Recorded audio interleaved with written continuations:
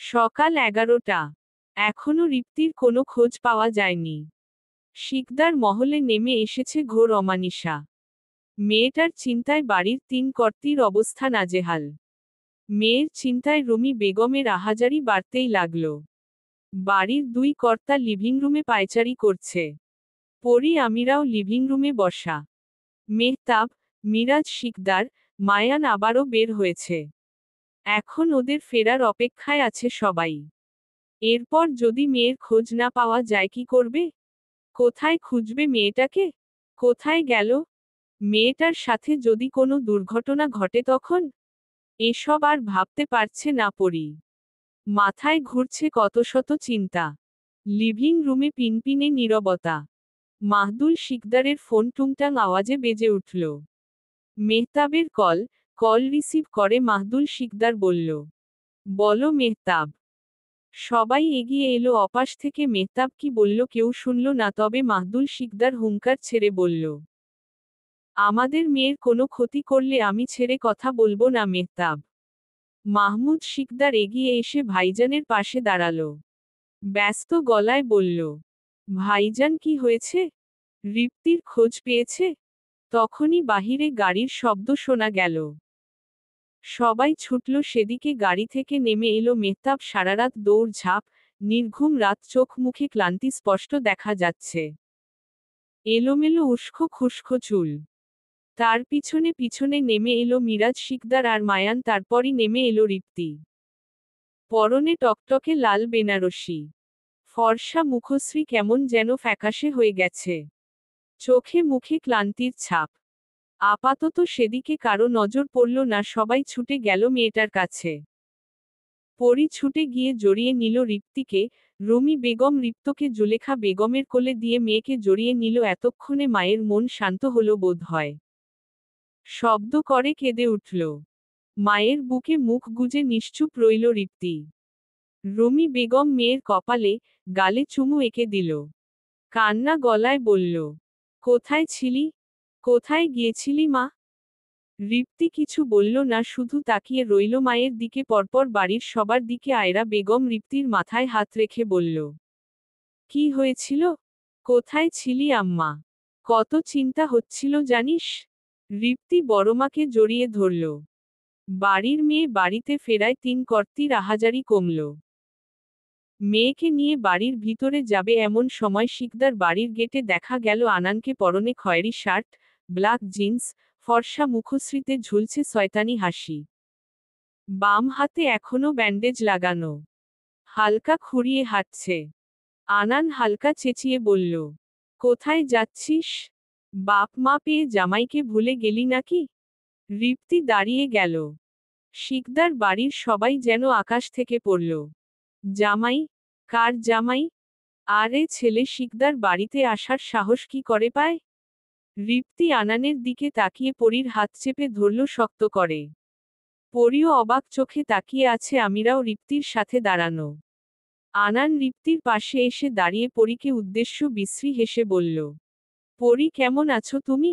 পরী কথা বলল না। এ লোকটাকে দেখলে পরীর রাগ লাগে, ঘৃণা হয়। আনান নামক মানুষটা একজন বিশ্রী মানুষ, জঘন্য একটা মানুষ। পরী মুখ ফিরিয়ে নিল। আনান বাঁকা হাসল। রিপ্তির হাত পরীর হাত থেকে টেনে শক্ত করে চেপে ধরল।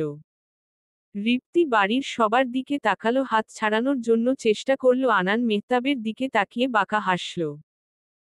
সে এটা বুঝাতে চাচ্ছে, বলেছিলি না তোদের বাড়ির মেয়ের দিকে হাত বাড়ালে হাত কেটে ফেলবি? নে এবার কেটে দেখা। মেহতাব হাত মুষ্টিবদ্ধ করে এগিয়ে আসতে নিলেই মাহদুল শিকদার ছেলের হাত টেনে ধরল। রুমি বেগম তেড়ে এসে আনানের থেকে মেয়েকে ছাড়িয়ে নিয়ে তেজি কণ্ঠে বলল, অসভ্য ছেলে, বউ? কার বউ? ছাড়ো আমার মেয়েকে। আনান শয়তানি হেসে বলল, মামি, উফ শাশুড়ি আম্মা, আপনার মেয়ে আমার বউ। 2 মাস ছুটিয়ে প্রেম করার পর কাল বিয়ে করেছি। বিশ্বাস হচ্ছে না তাই তো? রিপ্তি, তুই বল আমি তোরকে? বলেই রিপ্তির দিকে তাকালো সবাই অধীর আগ্রহে রিপ্তির দিকে তাকিয়ে আছে। মাহদুল শিকদার, মিরাজ শিকদার বাড়ির মেয়ের জবাবের আশায় মেয়ের দিকে তাকিয়ে আছে। রিপ্তি সবার দিকে তাকিয়ে রইল, কোনো কথা বলল না। কি বলবে সে? এটা বলবে যে হ্যাঁ এই লোকটা ওর বিয়ে করা বর। এটা বলবে লোকটা যা বলছে সব সত্যি। রিপ্তি নিজের হাত আনানের থেকে ছাড়ানোর জন্য চেষ্টা করল। এবার শুধু হাত ধরা পর্যন্ত সীমাবদ্ধ থাকল না। আনান সবার সামনে রিপ্তির গালে শব্দ করে চুমু বসিয়ে দিল, পরপর বলল, উফাফ, বউ নড়াচড়া করে না। আনান আবারও বলল, কি রে, বলছিস না কেন? বল, এই বাড়ির কাউকে ভয় পাওয়ার দরকার নেই তোর। মিরাজ শিকদার এগিয়ে এসে আনানের গালে সজোরে থাপ্পড় বসাতেই আনান ছিটকে পড়ল দূরে। মেহতাব এগিয়ে এসে কয়েকটা ঘুষি বসাতেই রিপ্তি চেঁচিয়ে উঠে বলল, বাবা, মেহতাব ভাই, উনার গায়ে হাত তুলবে না প্লিজ। উনি যা বলছে সব সত্যি। মাহমুদ শিকদার মেহতাবকে টেনে সরিয়ে নিল। মেয়ের এহেন কথায় মিরাজ শিকদার যেন পাথর হয়ে গেল। আনান ঠোঁট বাঁকিয়ে হাসল। রুমি বেগম এগিয়ে এসে মেয়ের গালে সপাটে চর বসালেন। আবার চর বসাতে নিলে আনান শাশুড়ির হাত ধরে নিল। বলল, মামি, উফ সরি শাশুড়ি আম্মা, আমার বউয়ের গায়ে হাত তুলবেন না প্লিজ। পরি অবাক চোখে রিপ্তির দিকে তাকিয়ে আছে। কদিন আগেও এই লোকটার নাম শুনলে রেগে যেত রিপ্তি, আজ এই অসভ্য লোকের হয়ে কথা বলছে। এতে পরিবর্তন? একদিনে এত পরিবর্তন? মিরাজ শিকদার দ্বিতীয় বারের জন্য মেয়ের দিকে তাকালো না। আনান ক্রুর হেসে বলল, নতুন জামাইকে কি বাসায় নিবেন না? কিভাবে আপ্যায়ন করতে হয় জানেন না? বাড়ির গেটে লোকজনের আনাগোনা। সবাই উৎসুক দৃষ্টিতে বিনামূল্যে নাটক দেখছে। কেউ কেউ কানাঘুষা করছে। এতক্ষণ যাবৎ মাহদুল শিকদার একটা কথাও বলেনি। এবার ধীর কণ্ঠে বলল, ছোট বউ, ওদের বাড়ির ভিতরে নিয়ে যাও। মিরাজ শিকদার, মেহতাব রাগীস্বরে বলল, ভাইজান। বাবা। মাহদুল শিকদার হাত উঠিয়ে বলল, চুপ করো। আনান মেহতাবের দিকে হাসল, বিশ্রী সেই হাসি। মিরাজ শিকদার বাড়ির ভিতরে চলে গেল। মেহতাব বাড়ির বাইরে চলে গেল। রাগে তার চোখ দুটো লাল হয়ে উঠেছে।